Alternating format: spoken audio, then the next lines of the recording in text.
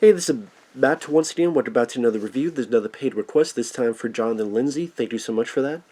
And for those interested in requesting pretty much any type of videos, topics, reactions, reviews, re-reviews, commentaries, randomness, out of blueness, whatever it may be, feel free to send it either directly to my PayPal or join my Patreon. Both links are down below in the info box.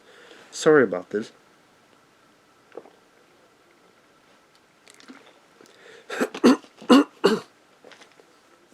I don't know why my throat always gets dry when I do reviews, so I apologize for that. But this is for an episode called Zatanna, which I thought, okay, that's a weird name for an episode, but okay, it's the name of a character who's a magician, a female magician. And this was a fine diversion. I think as an episode, it was nothing special. It would not nearly be in my top 20, 30 episodes of the show. But I didn't think it was bad either. Like I said, it's a nice diversion because the plot of the episode, you find out that Zatanna, Bruce Wayne knew back in the day. At least you learn a bit more about the escape artist portion of Batman. How he learned that. How he learned to escape from situations. Well, he trained with a magician. And the techniques of being an escape artist. I kind of wish there was a bit more to that flashback, like a little bit more training that we saw of him escaping through different various situations. But we pretty much just see one. And the magician that taught him, the voice I recognize is Vincent Schiavelli. If you ever seen the Patrick Swayze film Ghost, do you know if you remember the ghost and the subway that trains Swayze a little bit on how to make things move? That's Vincent Schiavelli. He's been in a lot of other stuff too. He was in the James Bond film Tomorrow Never Dies. He's the hitman that had killed Terry Hatcher, and then James Bond takes care of him. That was in Tomorrow Never Dies. Good character actor. So it was nice that he got a voice in this. And then his daughter is Zatanna. Well, in present time, she's doing a magic show with money to make it appear and disappear, reappear, but then it doesn't reappear, so she's framed for a crime she didn't commit. And Batman knows something's up, so he investigates, gets her out of there, and they search for the missing money. And they realize with the use of holograms and mirrors that the cash wasn't there in the first place. And pretty much finds out who did it, which is this magic debunker voiced by Michael York. Which is cool to hear Michael York because, oh yeah, the guy from Logan's Run. The original. Well, that's a film I'm surprised they ever remade, Logan's Run. I know there was talk at one point, but with how many remakes that happen nowadays, I am still surprised they have not remade Logan's Run.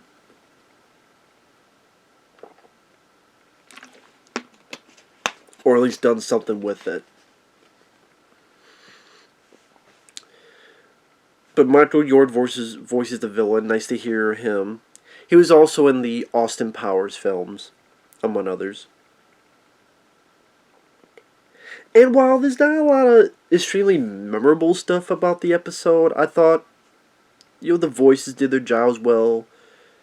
It's still that early part of the seasons where you don't have Robin, or you don't have the younger Robin and Batgirl, where they overcomplicate it.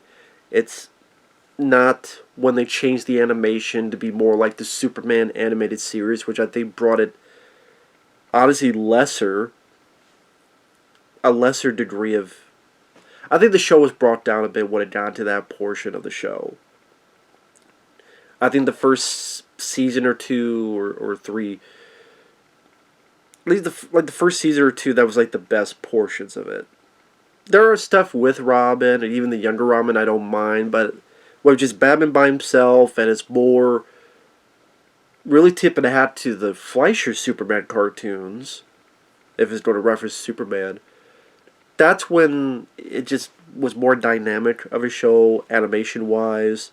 He even had his own title cards at the beginning. It had his own...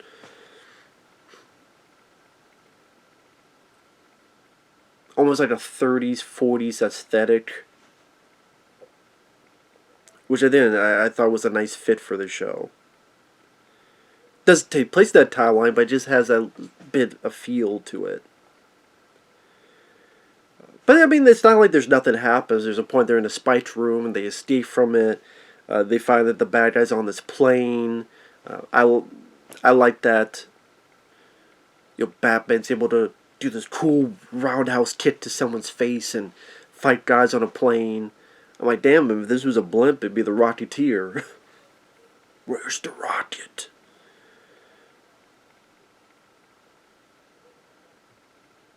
Batman fights some thugs. There's not a whole lot of stuff where Batman's in trouble. I mean, really it's because the girl gets caught and he doesn't want her hurt. But then there's a bit almost like he was Uncharted, where they're being dragged on this thing while the plane's going. I'm like, shit, it's like Uncharted, climbing up.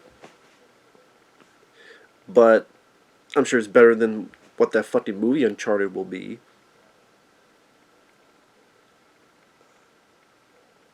Like I said, there's not a whole lot to talk about with this episode, but like I said, the voices work well, the animation works well like usual. There's not a whole lot of action in it, but I like that the ending takes place on a plane because it gives it a different background. Not just... It was... there was an episode where he was on a blimp. I don't know, it's not something that's usual, so it's nice to see something a bit more different. And that's always appreciative, especially when a show goes on for so long. You don't want to have the same redundant backgrounds or set pieces. And I like the design of the plane. Big, massive, the design of the wings. Like, that plane looks like something that would be in a Superman Fleischer cartoon.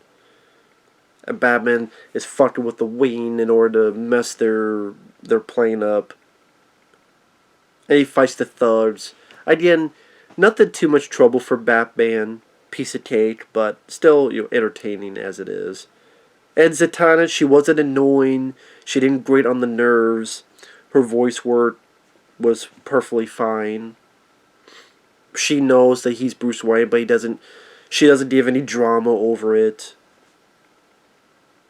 Or I guess in this case, John, because that's the fake name he gave, John. Although you think for a magician, she would know that this guy, she's playing the city, and one of the most richest guys in the city is Bruce Wayne. And go, well, wait a minute, that looks like John. So you would think she'd figure that out, especially again for being a magician. But I guess not. Or maybe she just doesn't care. I don't know if Zatanna ever came back in any forms, comic book or episode, but she disappears, writes a little autograph. Hey, I hate goodbyes too. Don't forget to write. Batman smiles. It's a nice character moment for Batman. Shows a bit of his humanity, his human side. So he's not just 100% gruff. This is a human after all. So he has other emotions. So like I said, it's a nice, fine diversion. It's not an episode I would go, if you've never seen the show, watch this episode. But I mean, it was harmless. It was harmless for what it was. So, not too bad. Not too much to complain about.